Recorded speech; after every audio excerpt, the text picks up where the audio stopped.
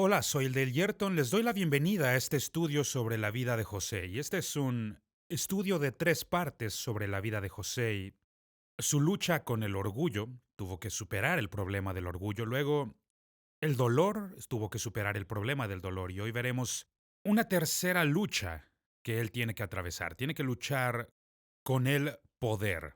El texto que quiero usar se encuentra en Génesis capítulo 50, versículos 19 y 20.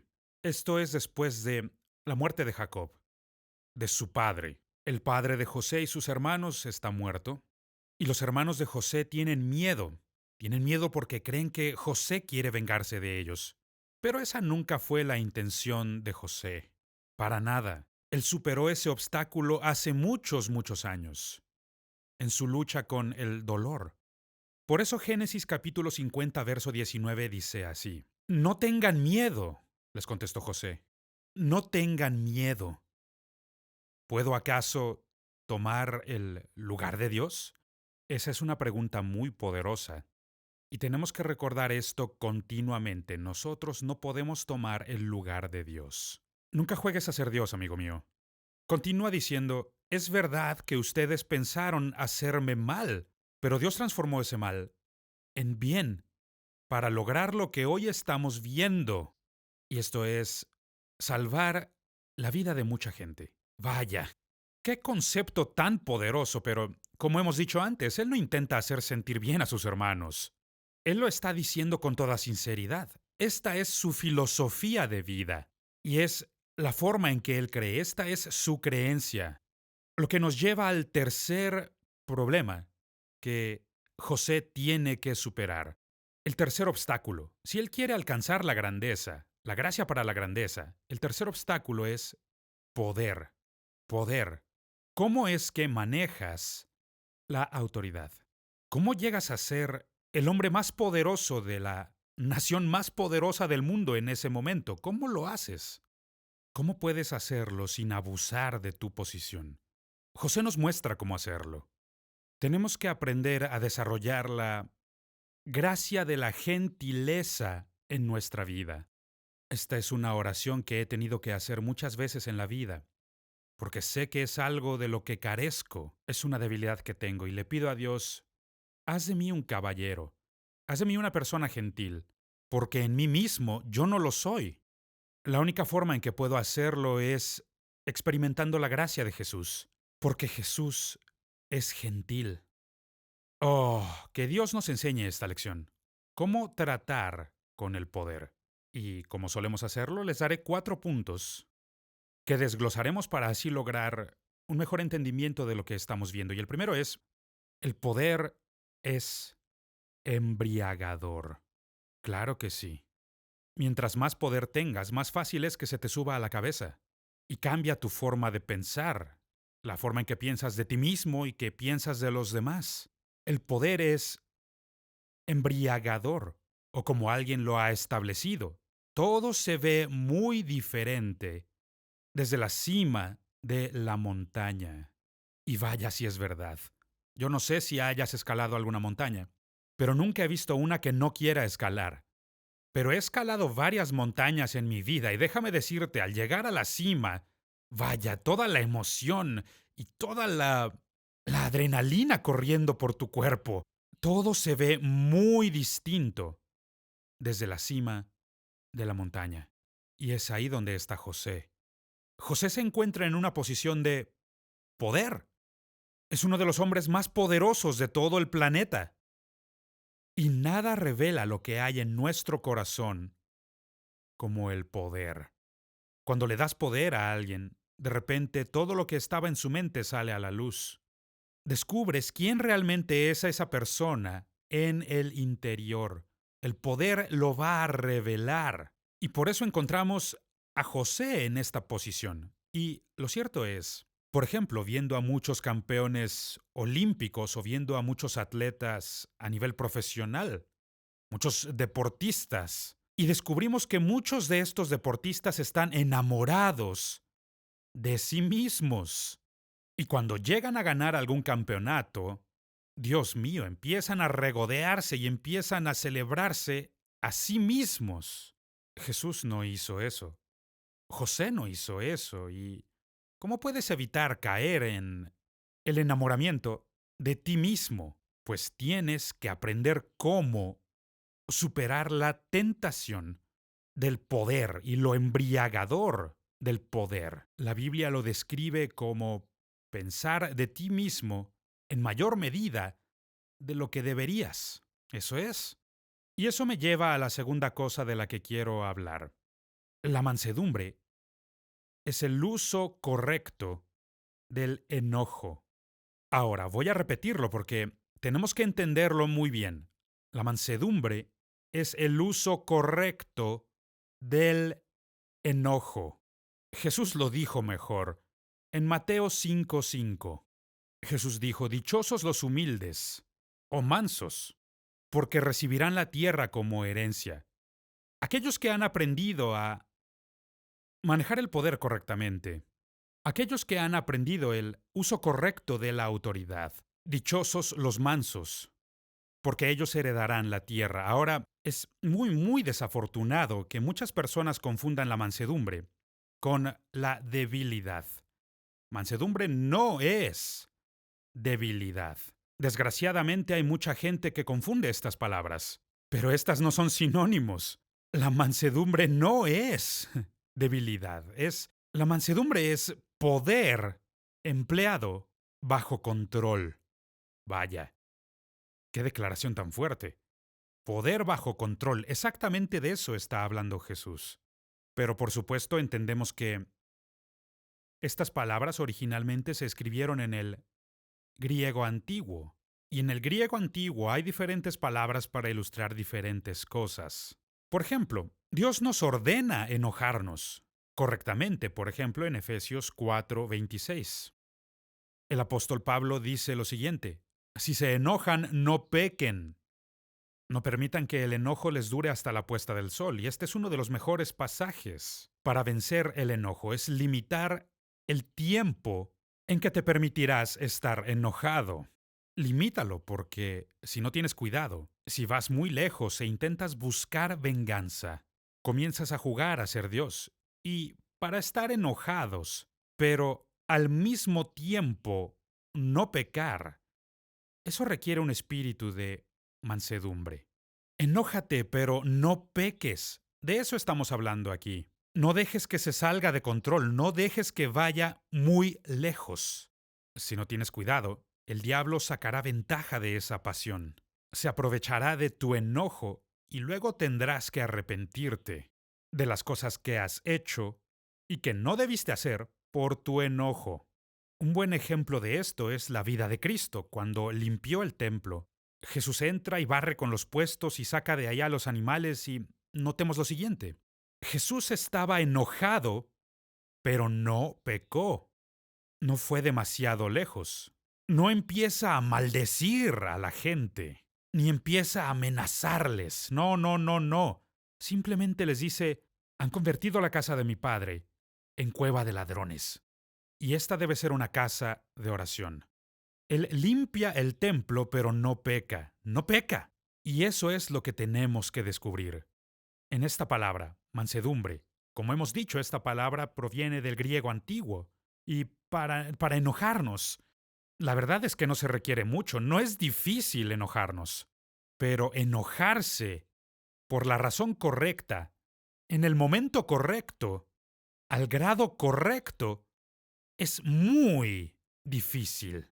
Es bastante complicado hacerlo bien. De hecho, creo que la verdad es que ninguno lo hacemos bien a menos que Dios nos ayude. Porque mucha gente simplemente se acobarda contra quienes les hicieron mal, dejando que el abuso continúe. Se ha dicho muy bien, las personas abusivas seguirán siendo abusivas hasta que los detengas. Y esa es la verdad. Pero por otro lado, la gente que es muy apasionada, que tiene mucho fuego en su interior, si no tienen cuidado, lo llevan al otro extremo y empiezan a creerse dioses. Y ahora se han salido de balance, y luego tienen que arrepentirse de esto. De eso estamos hablando con la mansedumbre. Enojarse por la razón correcta en el momento correcto y en el grado correcto. Eso significa la palabra mansedumbre. Y esto me lleva al tercer punto del que quiero hablar. La mansedumbre se desarrolla sometiéndose correctamente a la autoridad. Cuando reconoces que tú no eres la máxima autoridad. Y eso es lo que dice José. José dice, puede que yo sea el primer ministro de Egipto, puede que sea el hombre más poderoso de este cuarto, pero yo no soy Dios. Yo no puedo tomar el lugar de Dios. Dios nos ayude a nunca olvidarlo.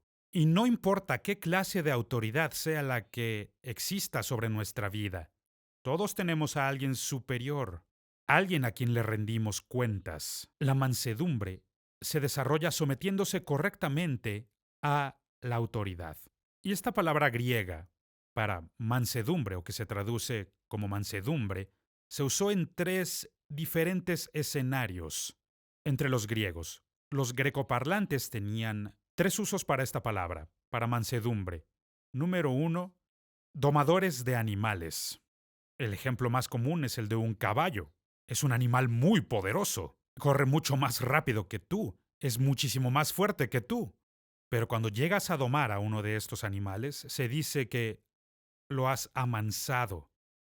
Ahora es manso. El segundo uso es con los doctores, curando una enfermedad. Una enfermedad que tiene el potencial para destruirte, para matarte. Sin embargo, han sido capaces de curar esta enfermedad. Por eso los grecoparlantes decían que el doctor amansó esta enfermedad. Y el tercer uso de esta palabra es con los navegantes, con los marineros en el mar, con los vientos y las olas. Si ellos podían aprovecharse del viento, pues decían que habían amansado el viento. Lo hemos traído bajo control, bajo nuestra autoridad. De eso está hablando Jesús. Dichosos los mansos, porque ellos heredarán la tierra. Y José comprende que Dios es la máxima autoridad. Él dice, yo no puedo tomar el lugar de Dios. No, Dios siempre tiene la última palabra. Todo acto es o un acto de obediencia o es un acto de desobediencia hacia Dios. Todo lo que hacemos o decimos últimamente se dirige a Dios. José lo comprendió y el apóstol Pablo también lo comprendió, y este es un pasaje clásico que trata de este tema en Romanos capítulo 13, verso 1, donde Pablo dice, todos deben someterse a las autoridades públicas, pues no hay autoridad que Dios no haya dispuesto, así que las que existen fueron establecidas por Él. Por esa razón, cuando nosotros nos rebelamos, estamos rebelándonos en contra de Dios. José obtuvo una revelación muy destacada. Recuerdo muy bien el momento en que entendí todo este concepto y dije, vaya, ¿es verdad?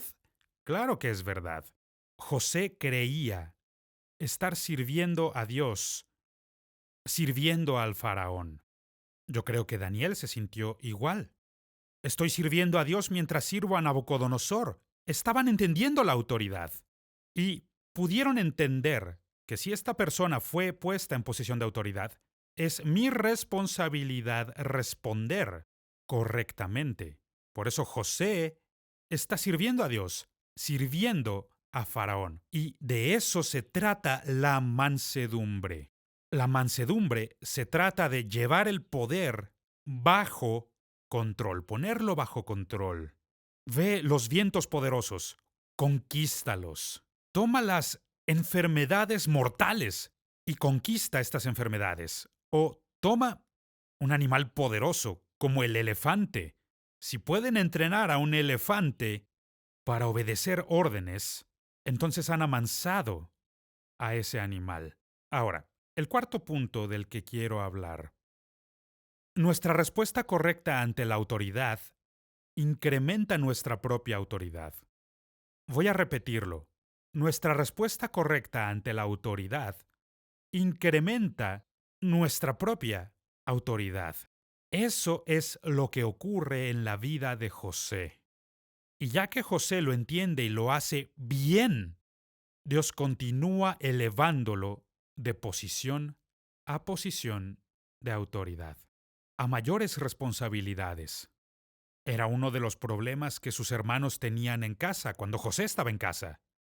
Ellos sabían que su padre quería hacer de José el líder de la familia, y esto lo resintieron, porque él era el menor. Este niño es menor que yo, entonces ¿cómo es posible que él sea mi jefe? ¿Cómo puede él ser nuestro líder? Pero el mismo principio continúa aplicándose, y la razón por la que Jacob favoreció a José es porque José se esforzaba por complacer a su padre. Y yo creo que si bien era muy joven, su intención era buena, tenía buen espíritu y un buen corazón. Él era bueno. Vemos que cuando es enviado a Egipto como esclavo, él se esfuerza por ser el mejor. En Génesis capítulo 39, verso 4, dice que José se ganó la confianza de Potifar, se ganó su favor, y José le sirvió en la administración y la mayordomía de toda su casa. Imagínate eso. Todo lo que Potifar tenía lo puso bajo el cuidado de José. Vaya, entonces esto no solo funciona en casa. Fue allí donde lo aprendió, tratando con su padre, pero ahora es el mayordomo, administrador de la casa. Potifar lo ha puesto por administrador de toda su casa. Y no sé si tú a veces te ríes cuando lees algo en la Biblia, pero hay veces en que yo leo cosas y, bueno, esto es la verdad. La Biblia dice que Potifar dejó todo a cargo de José y tan solo se preocupaba por lo que tenía que comer, solo eso le ocupaba. Eso era lo único que él tenía en mente. Él confiaba en José. Y como José manejaba la autoridad correctamente, adecuadamente, de buena manera, dice que José le sirvió. Y como estaba haciendo esto, fue designado administrador de la casa de Potifar. Y al llegar al final del capítulo 39 vemos otro versículo. El verso 22 nos dice que José estaba a cargo de todos los prisioneros y todo lo que se hacía. Todo lo que se hacía en esa prisión. Él estaba a cargo de los prisioneros y de lo que se hacía allí. Imagínatelo. Ya no solo administra la casa de Potifar, ahora también administra la prisión. Él es un entendido de la autoridad. Y porque estuvo sirviendo a Potifar, ahora administra la casa de Potifar. Ahora, como sirve al alcaide de la prisión, al administrador de esta prisión, él ahora tiene autoridad sobre la prisión. Todo lo que se hiciera allí, José era el encargado. Vaya, este hombre comprende la autoridad. Él ha vencido el obstáculo del poder. La tercera cosa que encuentro está en Génesis 41, versículo 41, que dice lo siguiente. Así que el faraón dijo a José, mira, yo te pongo a cargo de todo el territorio de Egipto. Ahora él está gobernando Egipto. ¿Qué tan poderoso es todo esto? Y esto ocurre porque José comprende la autoridad. Si nosotros comprendemos la autoridad y nos sometemos correctamente a la autoridad, incrementará el poder en nuestra vida, porque correctamente entendemos la autoridad. Manejamos correctamente el poder. Y gracias a esto, Dios podrá elevarnos a posiciones más grandes y mejores. Y es porque José se encontraba bajo autoridad que se incrementó su propio poder para liderar y para guiar. Aumentó su poder. Está aumentando porque está manejando correctamente la autoridad. Ahora, un pensamiento que quiero dejarles, y este es, José libera a Egipto y a las naciones circunvecinas, incluyendo Canaán, que es de donde venían él y su padre, y también sus hermanos. Él libera a Egipto y a las naciones vecinas desde su posición número 2. Y es muy importante que lo entendamos, porque muchas personas solo están buscando ser la posición número 1. Yo quiero ser el número 1. José no lo hizo así. A José no le interesaba ser el número 1. Su posición era el segundo. Claramente Faraón está por encima de él. Y claro, Dios está por encima de ambos. Faraón le dijo, después de mí, tú serás el hombre más grande en todo Egipto. Tú gobernarás en mi lugar. Y le dio autoridad para hacerlo. Él libera a Egipto desde la posición del número 2. Génesis capítulo 41, verso 40.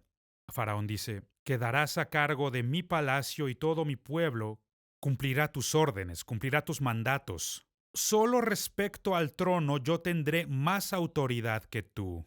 Y estas son palabras que Faraón dijo a José. Pero ¿estamos entendiendo? Ese es el plan de salvación, el plan de redención.